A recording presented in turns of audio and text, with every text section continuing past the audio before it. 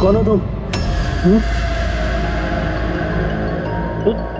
मेरे रूम में कैसे घुसी तुम? हाउसकीपिंग अभी मैनेजर को फोन करके तुम काम से निकलवाता हूँ। सॉरी रतन सर, एक्चुअली आपके रूम का फायर अलार्म गलती से बज गया था। मैं चेक करने आया था कि कोई खतरा तो नहीं है। मैंने दरवाज़ा लॉक किया था पर शायद आप सो रहे तो इसलिए खोला नहीं, इसलिए मुझे मास्टर की यूज़ करके अंदर आना पड़ा। Are you fine? फाइन, गो।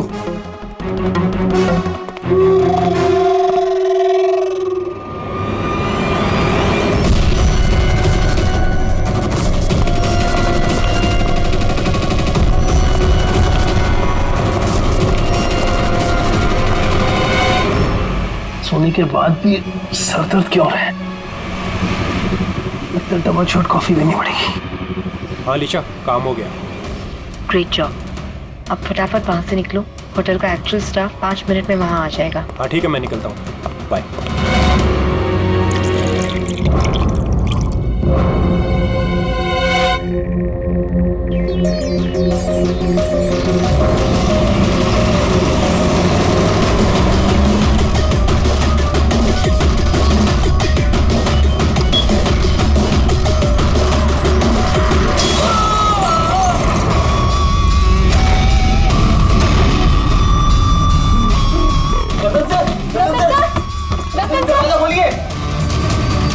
एक काम कर, मास्टर की से दरवाजा खोलते हैं।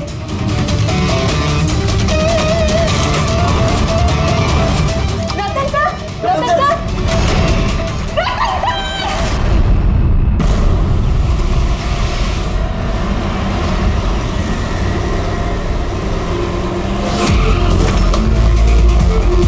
जिनका खून हुआ है उनका नाम क्या है?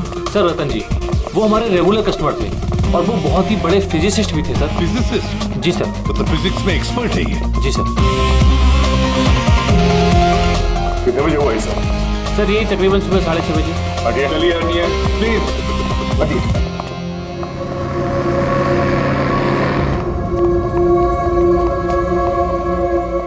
माय गॉड, माय गॉड, इसके छाती में तो इतने सारे डार्ट्स घुसे हैं। अगर इसकी मौत ये माइक्रोवेव ओवन ब्लास्ट होने की वजह से हुई है तो ये 1 2 3 4 6 डार्ट इसके शरीर में क्या कर रहे हैं? माइक्रोवेव ब्लास्ट नहीं हुआ है सर, यहाँ तो गन रखी हुई है। डार्ट पहले से ही गन में फिक्स थी। ऐसा लगता है इस रतन को मारने की अच्छी खासी प्लानिंग की गई है। क्यों मैनेजर साहब, पता भी है आपको क्या हो रहा है आपके होटल में? आपके होटल के गेस्ट को किसी ने मारने की प्लानिंग की, माइक्रोवेव में ये डार्ट लगाकर। सर मैं खुद सरप्राइज हूँ कि ये सब क्या हो रहा है। यहाँ तुम्हारे होटल के रूम में एक मर्डर हुआ है, इसकी जवाबदारी आपके होटल की है और आपकी। पर सर आप बताइए, हम अपने कस्टमर को क्यों मारेंगे? जोया, जोया तुम बताओ ना सर को। सर के चेक इन करने के पहले तुमने कमरा ठीक से देखा था ना? जी सर। सर पूछिए ना सर कल रात 11 बजे सर चेक इन किए थे होटल में। 10:30 बजे मैंने खुद चेक की थी कि सामान सब कुछ ठीक है कि नहीं, और माइक्रोवेव में उस वक्त कुछ डार्ट्स वगैरह नहीं थे।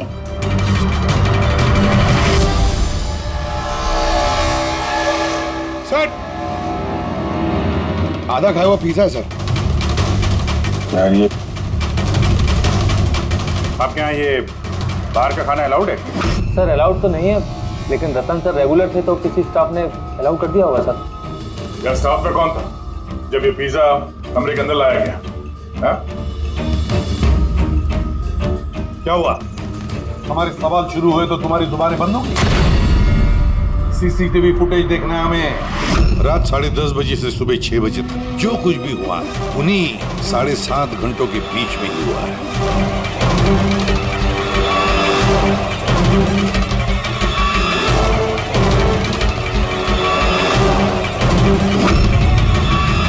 जोया 10:30 बजे रतन जी के कमरे में गई और 11:15 बजे बाहर आई 15 मिनट में।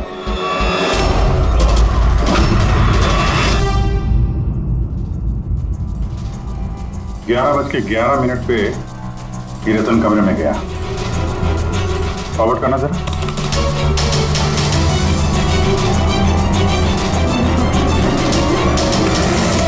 साढ़े 11 बजे हैं और ये रहा रतन का पहला विजिट है।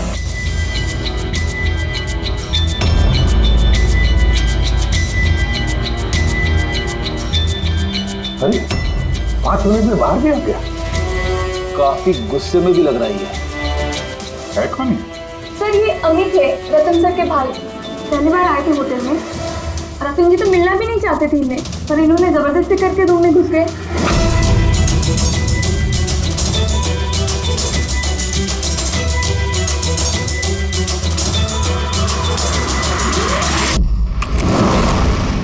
अच्छा, वो पिज्जा कमरे के अंदर ऐसे गया सर। फॉरवर्ड करना जरा, फॉरवर्ड करना।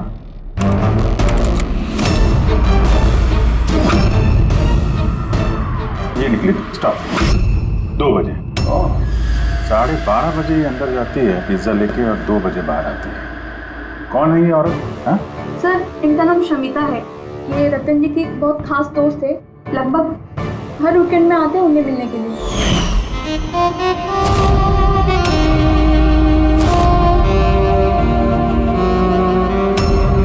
शमिता खास दोस्त रात के 12:30 बजे आती है पिज्जा लेकर।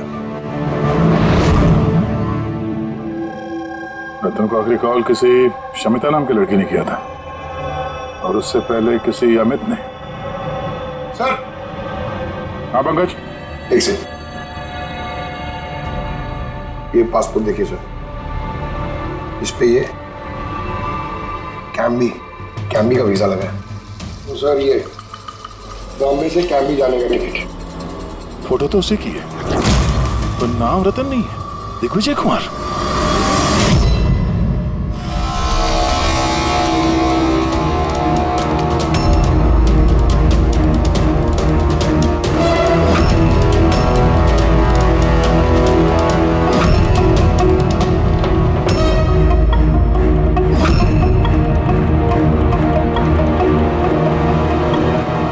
सुबह के 6 बजे होटल का स्टाफ मेंबर रतन के कमरे में जाता है और 6:30 बजे बाहर आता है। मतलब ठीक रतन की मौत से पहले।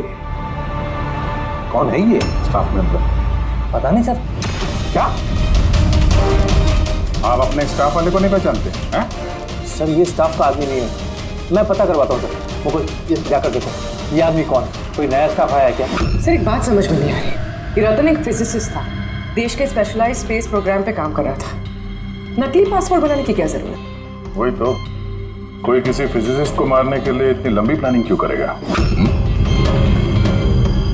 पूर्वी ये लैपटॉप चेक करो सर रतन का। सर हाँ, मैंने सारा रिकॉर्ड चेक कर लिया। ये बंदा होटल के किसी भी डिपार्टमेंट में काम नहीं करता, इवन वो स्टाफ का भी नहीं था सर। मुझे लगता है वो बाहर का ही था। ये लो, कोई बाहर का अनजान आदमी आपके यहाँ आता है, होटल का स्टाफ बन के घूम रहा है, ये आपकी सिक्योरिटी है?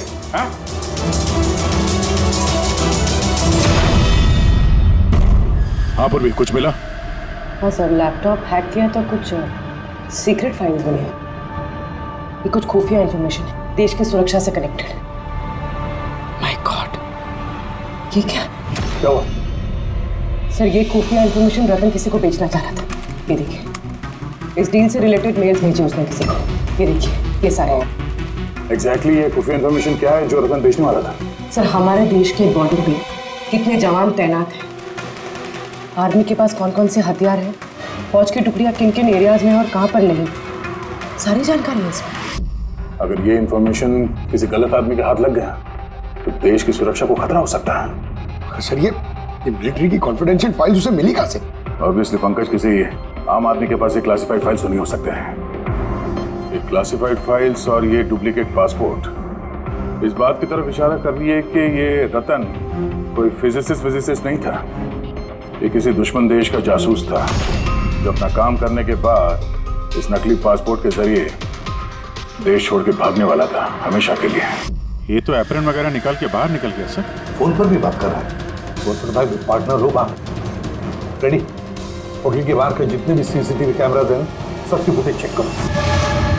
सर जब तक इस अनजान स्टाफर का पता चलता है कि शमिता और रतन का भाई अमित, इनसे पूछताछ करते हैं। सर ये रतन शायद फिजिसिस्ट नहीं था, दुश्मन देश का जासूस था सर। जासूस?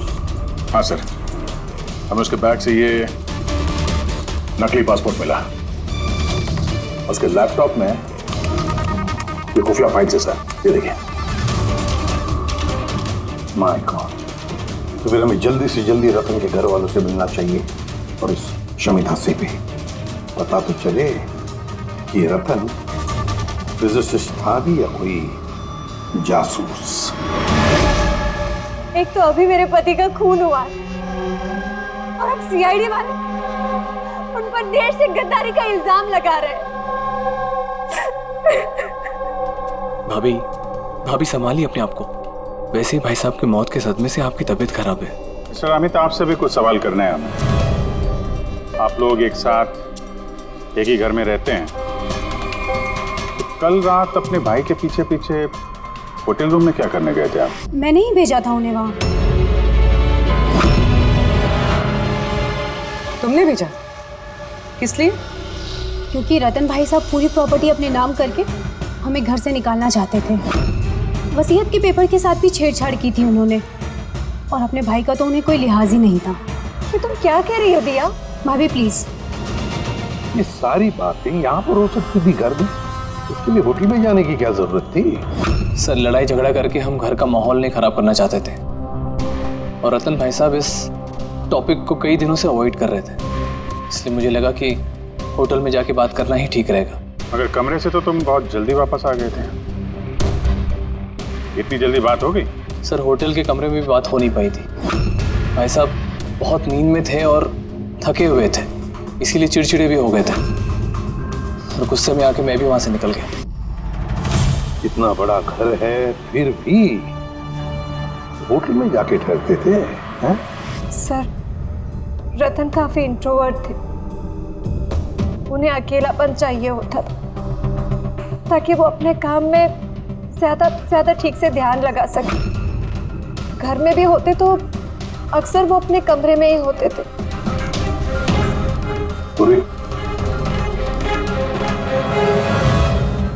उन्हें जब कभी ज्यादा डिस्टर्बेंस महसूस होता था तो वो अक्सर होटल में जाया करते थे।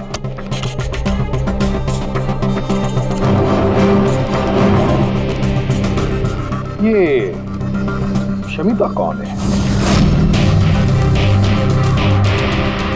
शमिता?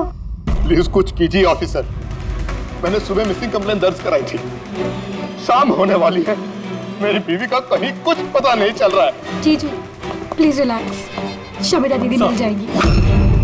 क्या शमिता जी लापता है? जी। आप लोग? हम लोग सीआईडी से। अच्छा वो आप लोग आ गए, ये लोग तो कुछ कर नहीं पा रहे। अब आप लोग पता लगाइए ना मेरी बीवी कहाँ है। हम लोग तो पता लगा ही लेंगे। एक खून करके जो भागी है वो। क्या?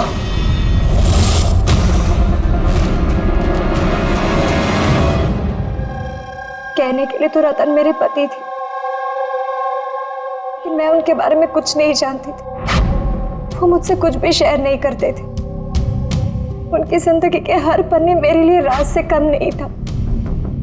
ये शमिता कौन है मैं कुछ नहीं जानती, मैंने ये नाम भी नहीं सुना। यहाँ तक कि वो क्या करते हैं, क्या काम करते हैं, मुझे कुछ नहीं पता। ये उस होटल कॉरिडोर की फुटेज। कल घर से कहाँ जाने के लिए निकली थी शमिता? घर से तो ऑफिस के लिए ही निकली थी, मगर ऑफिस से निकलने के बाद कहाँ गई कुछ पता नहीं चल रहा है। अच्छा कल डिनर में क्या खाया था रतन ने? प्लेन चीज पिज्जा।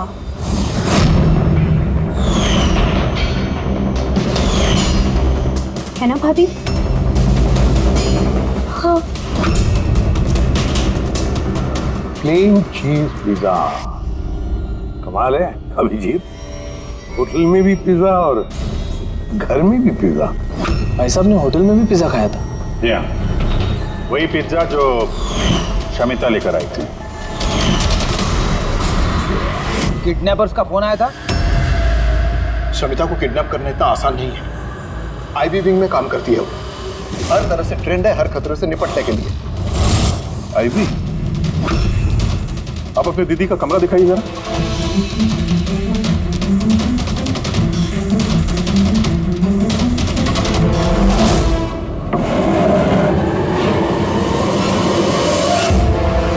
सर, ये है दीदी का कमरा।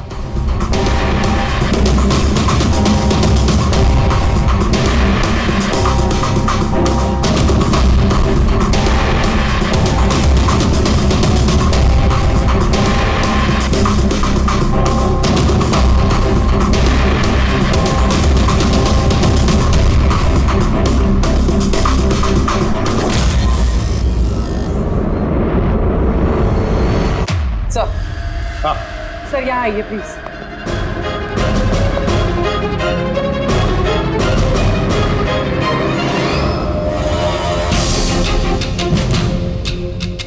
ये लो, कमरे के अंदर कमरा। सर इधर आइए। ये कंप्यूटर हैक हुआ है सर। एक काम करो, पूरे घर की तलाशी लो। गाड़ियां बिग। ओहो, प्रोस्थेटिक्स। अभिजीत, देखा है सर? हाँ सर, और ये लॉकर में क्लासिफाइड फाइल्स।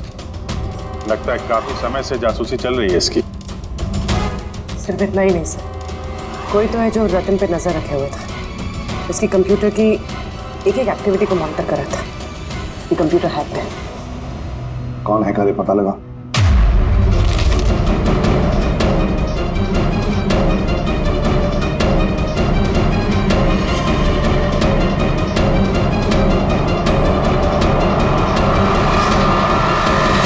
अब क्या कहना है आप लोगों को इसके बारे में? एक ही छत के नीचे रहते थे आप लोग रतन के साथ, और इस बारे में आप लोगों को भनक भी नहीं? सर भनक कैसी लगती सर? रतन भाई साहब तो अपने कमरे में किसी को घुसने भी नहीं देते थे। और यहाँ तक कि सर काम वाली को भी नहीं, सफाई वगैरह भी वो खुद ही किया करते थे। फिर जसमीन जी, आपका क्या कहना है? ये तो बेडरूम के अंदर का ही तो कमरा। सर, मैंने आपसे कहा ना, मुझे कुछ नहीं पता। अरे ये कब और कैसे? तो शमिता घर पे नहीं है सर, लापता है वो। आईबी ब्यूरो में काम करती है सर। हमने उसका लैपटॉप चेक किया।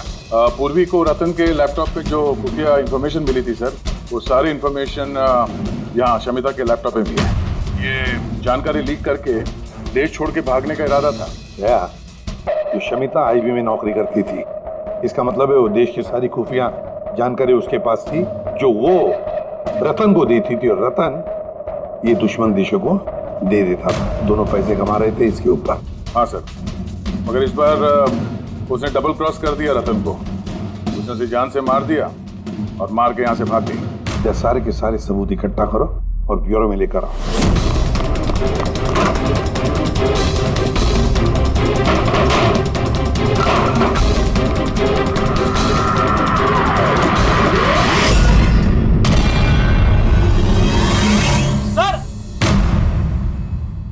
सर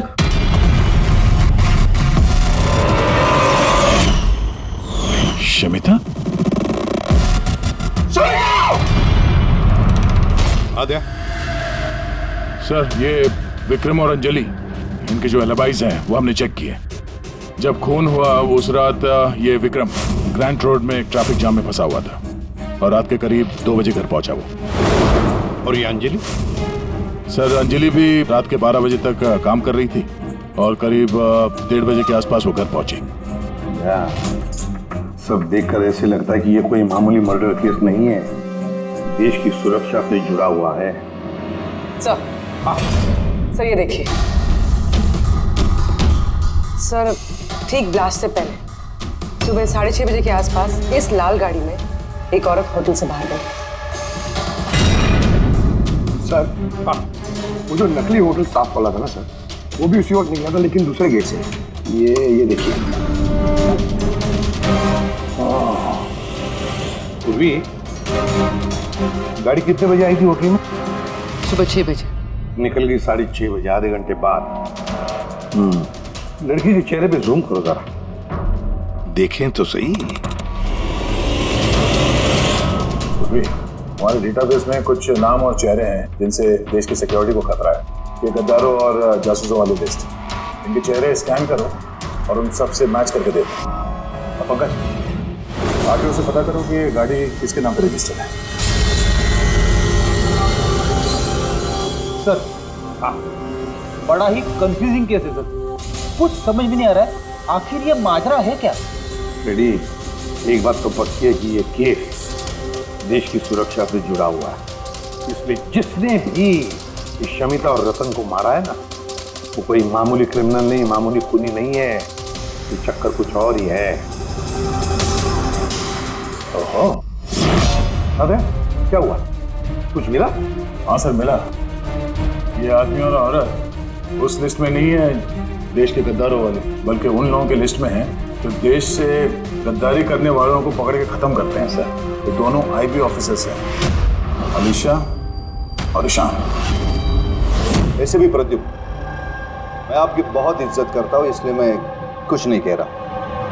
अगर यही इल्जाम किसी और ने लगाया होता तो वो ऑफिसर अब तक बहुत पछता रहा होता। शेखर जी, आप आईबी के हेड हैं, इसलिए वरना आपका ये धमकी भरा रवैया मैं भी बर्दाश्त नहीं करता। एसीपी साहब, मैं धमकी नहीं दे रहा हूं, आपके इल्जाम का जवाब दे रहा हूं। आपने बड़ी आसानी से हम पर रतन और शमिता के खून का इल्जाम लगाया है। क्या आपको लगता है कि वो देश के गद्दार थे और इसीलिए हमने उनको मार डाला? मैं इल्जाम नहीं लगा रहा, मैं साफ साफ पूछ रहा हूं कि क्या जो कुछ भी हुआ वैसा ही हुआ? देखिए सर, हम लोगों को पता है कि आप लोग जानते थे कि ये दोनों देश के सुरक्षा से संबंधित कुछ खास जानकारी दुश्मनों को बेचने वाले थे।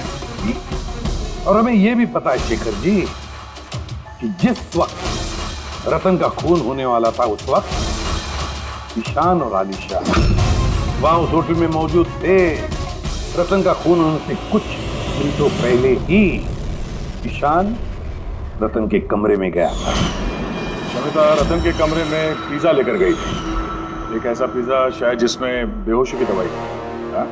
तो आप लोगों ने शायद उससे कुछ ऐसा कहा होगा कि हमारे लिए काम कर दो और रतन को मार दो, तो आप लोग उसे छोड़ दोगे। क्यों?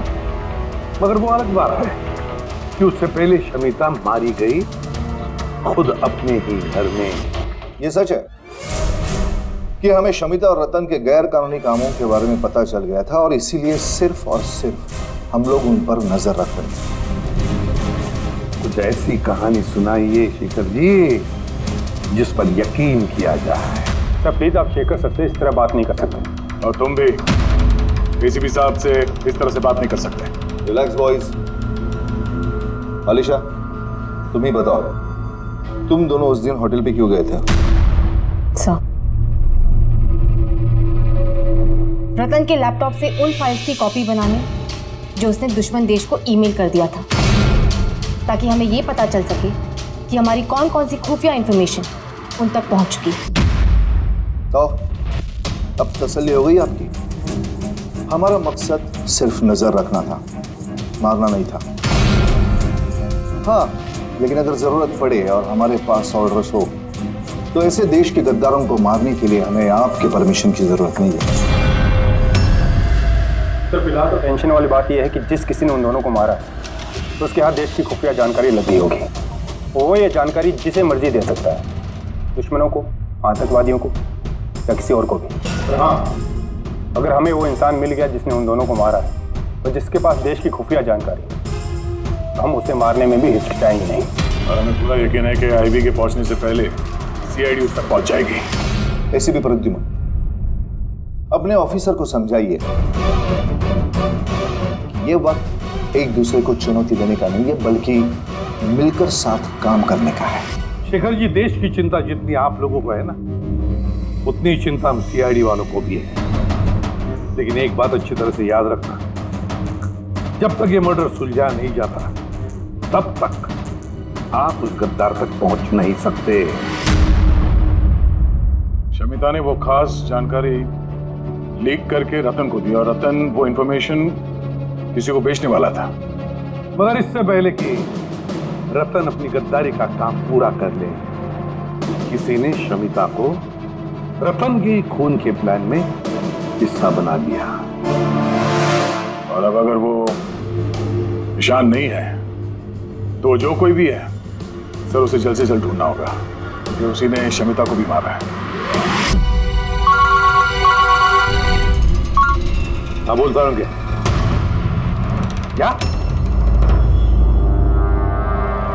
क्या सारुण तू जब क्या नया शक करे तेरा? क्यों? जब हम लोगों ने अपनी आंखों से उस सीसीटीवी फुटेज में देखा है कि रात के 12:30 बजे शमिता वहां होटल के कॉरिडोर में थी, तो तू कह रहा है कि वो शमिता नहीं थी? कौन हो सकता है? रतन की मौत कैसे हुई? रतन की मौत हुई जहर की वजह से। वो डार्ट जो हमें रतन की बॉडी में से मिला है, उस पर इतना जबरदस्त जहर लगा हुआ था कि सेकंड्स में ही रतन की मौत हो गई। और सर पॉइंट नंबर 2, इस माइक्रोवेव में डार्ट फिक्स करने के लिए खूनी को पूरा टाइम मिला होगा, क्योंकि ये नशीला पिज्जा खाने की वजह से वो बेहोशी की हालत में पड़ा होगा। बस जो नशीली दवाई हमें पिज्जा में मिली, उसी नशीली दवाई के ट्रेसेस हमें रतन के पेट में से। हाँ, अभी पूरे इंग्रेडिएंट्स को अच्छी तरह से चेक नहीं कर पाए, लेकिन यार सामने मैंने सब कुछ मान लिया, बस सब कुछ मान लिया, लेकिन पहले ये बता, इन सारी चीजों का शमिता के वहां होटल में ना होने से क्या कनेक्शन है? बता रहा हूँ, वही बता रहा हूँ बॉस। शमिता डायबिटीज की पेशेंट थी, शक्कर की बीमारी। शमिता की मौत हुई है किसी मिलावट वाले इंसुलिन के इंजेक्शन की वजह से। और सबसे इंपॉर्टेंट बात, शमिता का मौत का टाइम है रात को 10 से 12 के बीच का। क्या? एग्जैक्टली। तो 12 बजे तक अगर वो मर चुकी थी, फिर 12:30 बजे वो हमें होटल में कैसे दिख सकती है? तो अगर शमिता ने रतन को नहीं मारा और अमित, ईशान और अलीशा ने भी नहीं मारा, तो फिर रतन को मारा किसने? और फिर वो फुटेज में जो औरत हमने देखी थी, अगर वो शमिता नहीं थी तो फिर कौन थी? शमिता। एसीपी साहब, आप शायद नहीं जानते कि मैं कितनी बड़ी टेंशन में हूं। अगर वो खूनी नहीं पकड़ा गया जिसने रतन और शमिता को मारा है, तो देश कितनी बड़ी मुसीबत में फंस सकता है, ये आप नहीं जानते। मैं अच्छी तरह से जानता हूँ शेखर जी, बहुत अच्छी तरह से जानता हूँ, लेकिन एक बात अच्छी तरह से याद रखिए, हम देश पर कोई भी आंच आने नहीं देंगे। उससे पहले ही हम खूनी को पकड़ लेंगे। सर, वो खूनी की आइडेंटिटी हमें वो ईमेल से मिल सकती है सर, जो रतन और शमिता ने एक दूसरे को भेजा है। आपको कैसे? मुझे तो ये भी लगता है कि जरूर कोई आसपास वाला ही है जिसे शमिता और रतन, इन दोनों की छोटी सी छोटी आदतों के बारे में पूरी जानकारी थी। हाँ सर, जैसे कि सुबह उठते ही रतन का माइक्रोवेव में कॉफी बनाना और शमिता को इंसुलिन के इंजेक्शन पहुंचा देना, वो तो कोई पास वाला ही आदमी कर सकता है। और उन्हीं को ये भी पता था कि ये अंजलि और विक्रम रात 1 बजे से पहले घर आने वाले नहीं है। आखिर खूनी कौन हो सकता है सर?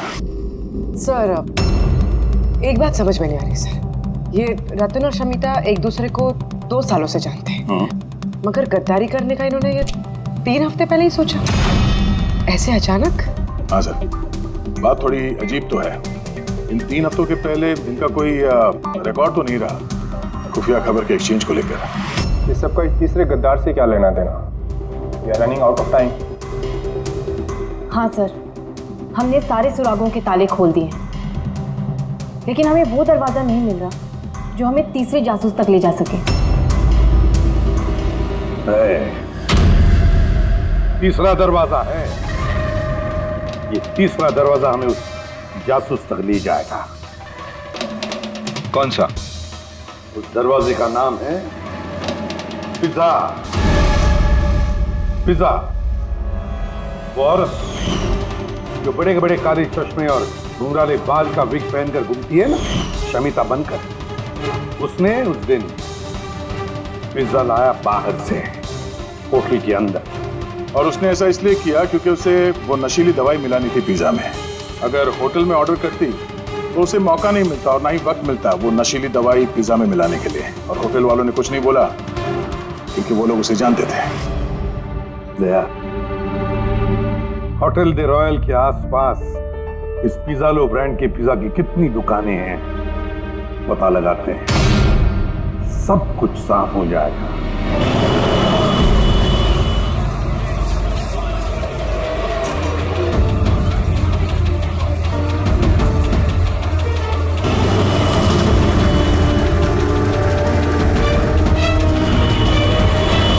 हाँ सर, कल रात 12:15 बजे कोई तो आया था पिज्जा लेने, लेकिन वो कोई लड़की नहीं बल्कि एक लड़का था।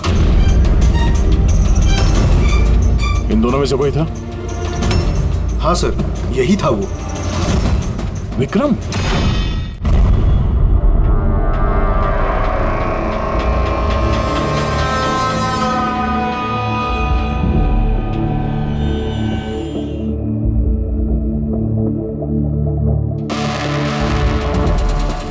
चक्कर क्या है? अरिका, एक मिनट आओ। यस। अरिका, ये दोनों स्लाइड्स में पिज्जा के सैंपल्स हैं। इसमें वो है जो हमने उसके पेट में से निकाला है। दूसरा ये पिज्जा का वो टुकड़ा है जो एक्चुअल है, जो टेबल पे रखा हुआ था। जरा देखो दोनों। सर इट्स ऑब्वियस ना कि यही वाला पिज्जा खा के रतन वो बेहोशी वाले दिन सोया था। उसमें देखना क्या है? Do you think I am a fool? दोनों क्या फिर? कोई वजह होगी तभी तुम्हें दिखा रहा हूँ ना। प्लीज देखो ना। Of course sir. Just see it. हाँ हाँ सर हाँ।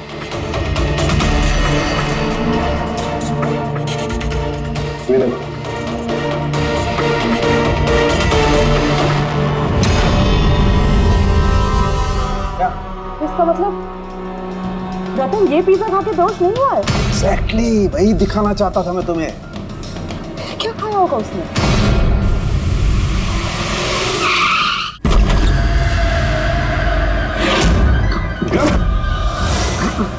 विक्रम, उसे क्या हो गया? एम्बुलेंस को फोन करो। ये किस चीज की तरफ इशारा कर रहा है? फोन पे? हाँ, क्या है इस फोन? 5 मिनट में एम्बुलेंस आ रही है। Good good. समिता और रतन सामने। सर फोटो देखी तो लग रहा है कि एक दूसरे को बहुत प्यार करते हैं। 1 महीने पुरानी फोटो। दोनों प्यार करते थे या जासूस थे?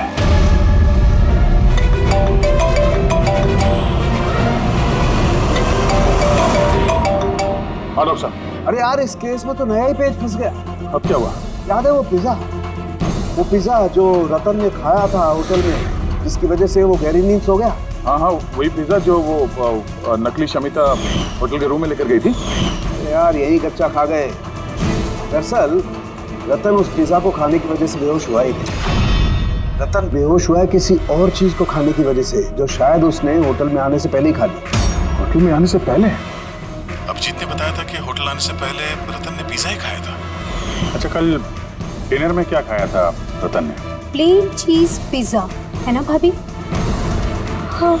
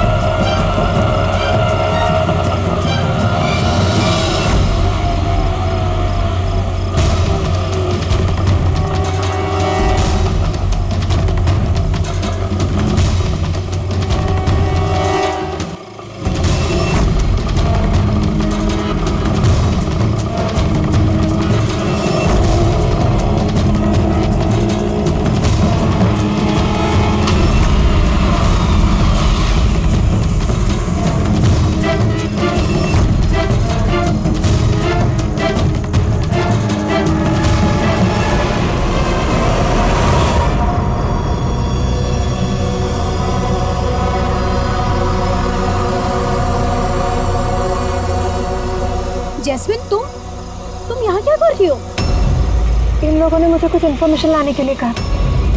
मुझे कुछ पता ही नहीं उस इन्फॉर्मेशन के बारे में। इन्होंने कहा कि अगर मैं नहीं आई तो ये लोग मुझे जान से मार देगी, इसलिए मैं यहाँ आई हूँ। हो कौन तुम लोग? हम तीनों को यहाँ धोखे से बुलाने का मतलब? देश के साथ धोखा ना हो, इसलिए हमें कभी कभी मुजरिमों के साथ धोखा करना पड़ता है। आई बी विंग। आप लोग वही है ना जिन्होंने रतन भैया को मारा था? रतन को किसने मारा और किसने नहीं, इसकी सच्चाई जल्द सामने आ जाएगी। लेकिन दिया, अमित, एक और सच्चाई आना बाकी है। वो क्या? वो ये कि तुम दोनों को ये पता होना चाहिए कि तुम एक देश के गद्दार के साथ रह रहे हो, है ना जैस्मिन?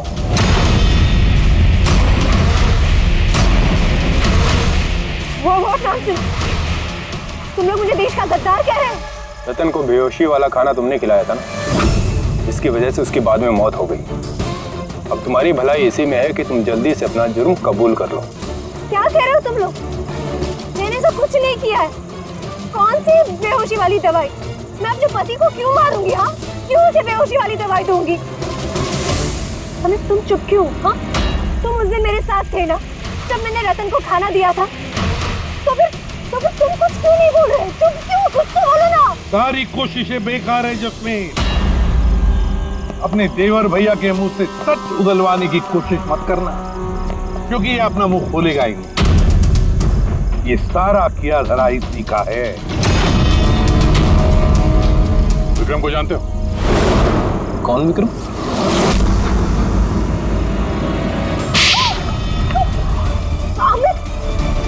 आप लोग इस तरफ आइए। वही विक्रम जिसे शमिता और रतन के एक्स्ट्रा मैरिटल अफेयर्स के बारे में तुमने जानकारी दी थी और कुछ फोटो भी भेजे थे हेलो मैसेंजर पे।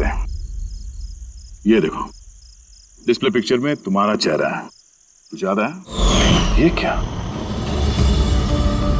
शमिता और रतन के फोटोग्राफ्स विक्रम को हेलो मैसेंजर ऐप से जैस्मिन ने किसी और ने भेजा। अमित, देश को नुकसान पहुंचाने का मेरा कोई इरादा नहीं था सर। और ये सारा गद्दार जासूस वाला जो एंगल है, ये सब कुछ मेरा गेम प्लान था ताकि मैं कानून को गुमराह कर सकूं।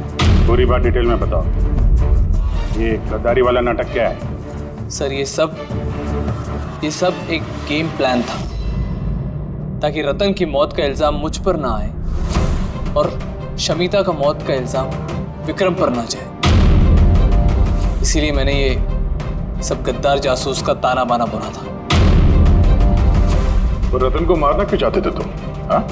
क्योंकि वो मुझे और दिया को घर से बाहर निकाल देना चाहता था, और अगर वो ऐसा कर देता तो मैं कुछ नहीं कर पाता। लेकिन मेरी किस्मत अच्छी थी कि उसी वक्त मुझे रतन और शमिता के लव अफेयर के बारे में पता चल गया, और तभी मैंने ये सारा प्लान रचा। मैंने शमिता के हस्बैंड विक्रम को उसकी बेवफा बीवी का सबूत दिया। गुस्सा तो इतना आ रहा है मुझे कि मन कर रहा है उसे डिवोर्स दे दूं, मगर क्या करूं? इसमें मेरा ही नुकसान। अगर उसने मुझे छोड़ दिया ना तो मैं खुद ही सड़क पे आ जाऊंगा। तो डिवोर्स मत दो, कुछ उससे भी बड़ा सोचो। मार डालें उन्हें। जब मैंने और विक्रम ने रतन और शमिता के कंप्यूटर पे उनके नाम से ईमेल अकाउंट्स बनाए। रतन वाले ईमेल्स मैं भेजता था और शमिता वाले विक्रम। उस रात होटल में विक्रम ही नकली शमिता बनकर गया था। जब वो कमरे में पहुंचा तो उसने देखा कि रतन गहरी नींद में है। बस फिर उसने माइक्रोवेव में डार्ट्स फिट किए, थोड़ा सा पिज्जा खाया, नशीली दवाई मिलाई और फिर कमरे में से चला गया। और शमिता को वो जहरीला इंसुलिन का इंजेक्शन तुमने दिया था ना? हाँ, होटल जाने से पहले मैं शमिता के घर गया था। जी कहिए, आप कौन? तो मैं आजाद करने आया हूँ। मतलब? दो लोगों से प्यार करना अच्छी बात तो नहीं है ना शमिता जी? होटल के कमरे में रतन से मिलने क्यों गए थे तुम, जब ये सारा प्लान पहले से ही करके रखा हुआ था? भले ही वो मुझे घर से बाहर निकाल देना चाहता था, लेकिन था तो वो मेरा ही भाई। एक आखिरी मुलाकात तो बनती थी, और ये सब मेरे प्लान में भी मेरी मदद करती। मैंने विक्रम को पहले से इन्फॉर्म कर दिया कि रतन नींद में है और कुछ ही देर में सो जाएगा। और तुम्हें लगा कि सीसीटीवी फुटेज में बहुत सारे लोग दिखेंगे, उसमें अगर तुम भी दिख जाओगे तो कोई शक नहीं करेगा। इसीलिए तो मैंने ये सारा गद्दार जासूस वाला खेल रचा था, ताकि आप सब लोग इसी में उलझ के रह जाएं। लेकिन जब ये आईबी वाले भी इस केस में जुड़ गए तो विक्रम डर गया और इसलिए तुमने उसे पैरालाइज कर दिया, और कुछ चारा भी नहीं था मेरे पास। ये तुमने क्या किया अमित? पैसों के लिए तुमने अपने भाई को मार दिया। अमित, जायदाद और पैसों की लालच में तुमने अपने सगे भाई का खून कर दिया, और तो और कानून के साथ और देश की सुरक्षा के साथ भी खिलवाड़ किया। बहुत संगीन जुर्म किए तुमने। कानून तुम्हें कड़ी से कड़ी सजा देगा।